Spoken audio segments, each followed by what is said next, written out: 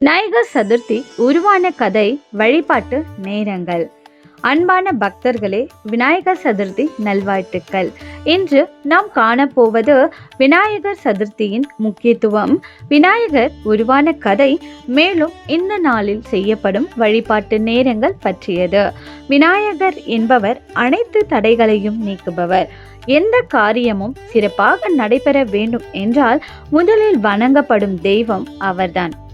முதல்ல விநாயகர் உருவான கதையை பார்க்கலாம். ஒரு நாள் பார்வதி அம்மன் தன் இல்லத்தில் தனியாக இருந்தார். அப்போது குளிக்க செல்லும் போது யாரும் உள்ளே வரக்கூடாது என்று எண்ணினார். அதற்காக அவர் தன் உடலில் மஞ்சள் பூசிக்கொள்ளும் அந்த மஞ்சள் தூளை எடுத்து அதில் சற்று நீர் கலந்து ஒரு அழகான சிறுவனின் உருவத்தை செய்தார். அந்த உருவத்திற்கு உயிர் ஊட்டி, இனி நீ என் மகன், வாசலில் நின்று யாரையும் உள்ளே அனுமதிக்க கூடாது என்று கட்டளை கொடுத்தார். அம்மாவின் வார்த்தையை மதித்து அந்த சிறுவன் வாசலில் காவல் காத்தான். சில நேரம் கழித்து சிவபெருமான் அங்கு வந்தார். அவர் உள்ளே செல்ல முயன்றார். ஆனால் சிறுவன், இல்லை, என் தாயார் உள்ளே இருக்கிறார், யாரையும் அனுமதிக்க கூடாது என்று கூறியுள்ளார் என்று உறுதியாக கூறினான். சிவபெருமான் அதிர்ச்சி அடைந்தார். இவன் யார், எனக்கு முன் தடை போடுகிறான் என்று கோபம் அடைந்தார். சிவனின் அன்பு கூட்டாளிகளும் பலரும் அங்கு வந்து சிறுவனை தடுக்க முயன்றார்கள். ஆனால் சிறுவன் தன் கடமையை இறுதியாக காத்தான். இறுதியில் சிவன் கடும் கோபத்தில் தனது திரிசூலத்தை எடுத்தார். கடுமையான போரில் சிறுவனின் தலையை வெட்டினார்.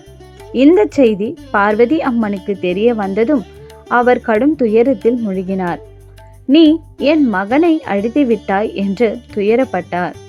உலகையே அழிக்கக்கூடிய அளவிற்கு கோபம் அடைந்தாள். அப்போது சிவபெருமான் அம்மாவை சமாதானப்படுத்தி, உங்கள் மகனுக்கு மீண்டும் உயிரளிப்பேன், இனி அவர் உலகம் முழுவதும் முதலில் வணங்கப்படுவார் என்று வாக்கு கொடுத்தார். சிவன் தனது கண்களை மூடி உலகில் முதலில் தோன்றிய உயிரினமாகிய யானையின் முகத்தை கொண்டு வந்து அந்த சிறுவனின் உருவத்தை உருவாக்கினார். அந்த தலையை சிறுவனின் உடலில் இணைத்தார். அந்த சிறுவன் உயிர் பெற்று எழுந்தான். அதுவே விநாயகர். சிவன் அவருக்கு, நீ உலகம் எங்கும் முதலாவதாக வணங்கப்படுவாய், எந்த காரியமும் உன்னை வணங்காமல் தொடங்கக்கூடாது என்று வரம் அளித்தாராம். அதன் பிறகு விநாயகர் சதுர்த்தி நாளில் சிறப்பாக வழிபடப்பட்டார். வழிபாட்டு நேரங்களும் அதன் சிறப்புகளும். விநாயகர் சதுர்த்தி நாள் அன்று பக்தர்கள் அதிகாலையில் எழுந்து சுத்தமான தண்ணீரில் நீராடி விநாயகரை வழிபடுவார்கள். இந்த நாளில் விநாயகருக்கு சிறப்பு நெய்வேத்தியமாக மோதகம், கொழுக்கட்டை காணிக்கையாக வைப்பது மிகவும் முக்கியமானது. பூஜை நேரம் பார்த்தீங்கன்னா, சூரிய உதயத்திற்கு பின் மதியம் வரை செய்யப்படும் பூஜை மிகவும் சிறப்பானதாக கருதப்படுது. சந்திரனை பார்க்க கூடாது. இந்த நாளில் சந்திரனை பார்க்க கூடாது என்பதும் ஒரு நம்பிக்கை. ஏனெனில் ஒரு முறை விநாயகர் சந்திரனை சாப்பிட்டதால் அந்த நாளில் சந்திரனை பார்த்தால் பொய் குற்றச்சாட்டு வரும் என்று நம்பப்படுது. விரதம்.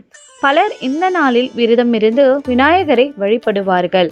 பூஜை பொருட்கள்: அருகம்புல், அகிலம், துருவம், மஞ்சள், குங்குமம் ஆகியவற்றால் விநாயகரை அலங்கரித்து வழிபடுவார்கள். விநாயகர் சதுர்த்தி நாளில் விநாயகரை நினைத்து ஓம் கணபதியே நமஹ என்கின்ற மந்திரத்தை ஜபித்தால் அனைத்து தடைகள் நீங்கி புதிய துவக்கங்கள் சிறப்பாக நடக்கும் என்று நம்பப்படுது. அன்பான பக்தர்களே, இந்த புனித நாளில் விநாயகர் தங்கள் குடும்பத்திற்கு ஐஸ்வர்யமும் ஆரோக்கியமும் ஆனந்தமும் வழங்கட்டும். பொதுவான கதை அதிகமாக சொல்லப்படுவது, சிவன் கோபத்தில் சிறுவனின் தலையை வெட்டிவிட்டார். பின்னர் உலகத்தில் கிடைத்த முதலாவது உயிரினத்தின் தலை, யானை தலை கொண்டு வந்து இணைத்தார். அதனால் விநாயகர் யானை தலை பெற்றார். இதாக ஒரு புராண கதை என்ன சொல்லுதுன்னா, கஜமுக அசுரன் சம்பந்தப்பட்ட கதை. சில பண்டைய கதைகளில் கஜமுக அசுரன் என்ற ஒருவன், யானை முகமுடைய அசுரன், அவர் உலகை அச்சுறுத்தினார் என்று சொல்லப்படுது. அவனை வதம் செய்த பின் அவன் தலையை விநாயகருக்கு பொருத்தினர் என்றும் ஒரு மரபு கதையும் இருக்குது. ஆனால் இந்த கதை சில பிராந்திய புராணங்களில் தான் வரும். மிகப்பெரிய சிவபுராணம் மற்றும் ஸ்கந்த புராணம் மாதிரி விநாயகர் உருவான முக்கிய கதையில மஞ்சள் தூள் யானை தலை என்பதுதான். இதனால் கஜமுகாசுரனை அழிக்க விநாயகர் யானை முகம் எடுத்தார் என்பது ஒரு மரபு கதை. ஆனால் பரவலாக ஏற்றுக்கொள்ளப்பட்ட வெர்ஷன் என்னவென்றால் சிவபெருமான் யானை தலை பொருத்தினார் என்பதுதான். புரியுதுங்களா? ஸோ இதில் ஏதாவது சந்தேகம் இருந்ததுன்னா உங்கள் கருத்துக்களை கமெண்ட்டில் சொல்லுங்கள். இந்த பதிவு பிடிச்சிருந்ததுன்னா மறக்காமல் லைக் பண்ணிடுங்க. நம்ம சேனலை மறக்காமல் சப்ஸ்கிரைப் பண்ணிடுங்க. அப்போ தான் மேலும் ஆன்மீக தகவலை தெரிஞ்சுக்க முடியும். இறைவனுக்கும் பிரபஞ்சத்திற்கும் நன்றி.